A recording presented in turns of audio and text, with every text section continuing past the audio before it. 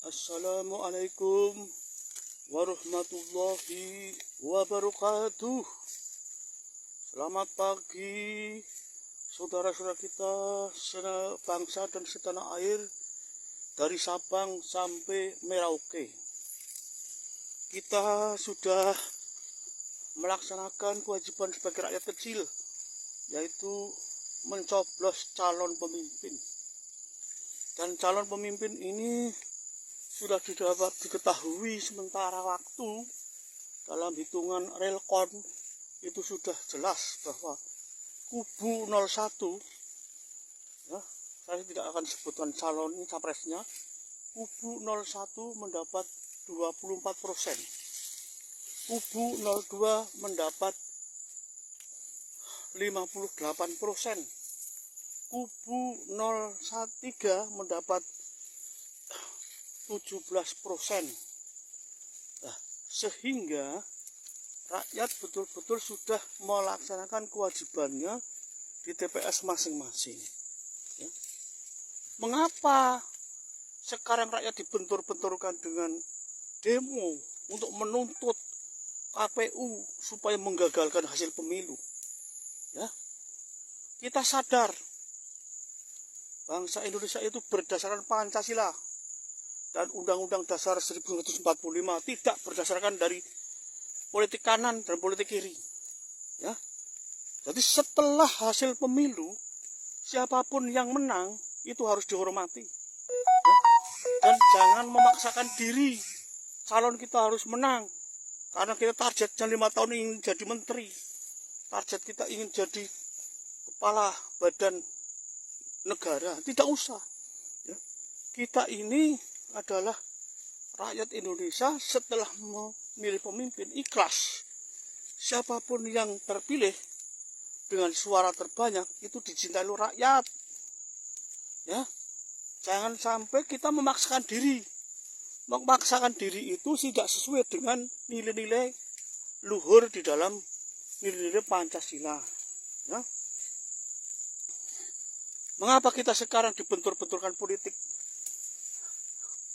semacam itu? Mau, ya, rakyat kecil jangan dibentur-benturkan, ya.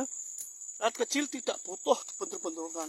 Biar setelah pasca pemilu mereka itu mencari uang, mencari suap nasi, kerja, ya, mencari kerja untuk suap nasi, untuk kebutuhan hidup keluarga, untuk menyekolahkan, untuk makan, untuk membayar listrik, membayar telepon, ya, membayar pajak bumi dan bangunan.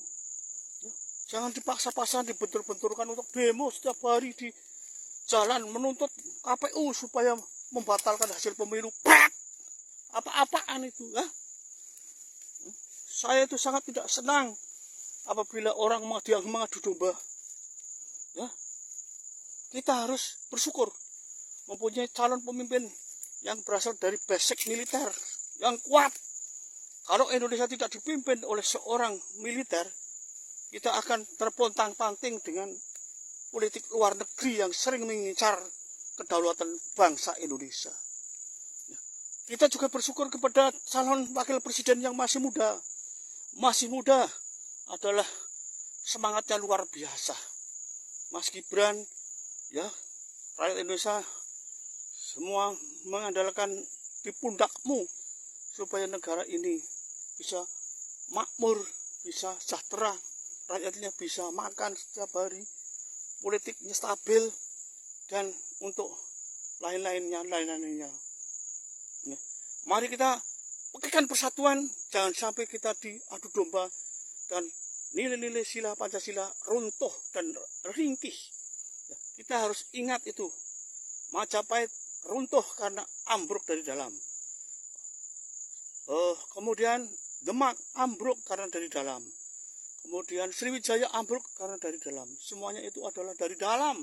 Karena apa? Cekcok dari dalam. Ini kan sudah pemilu, sudah rampung. Kok malah justru demo di depan DPR, di depan KPU, di depan Bawaslu.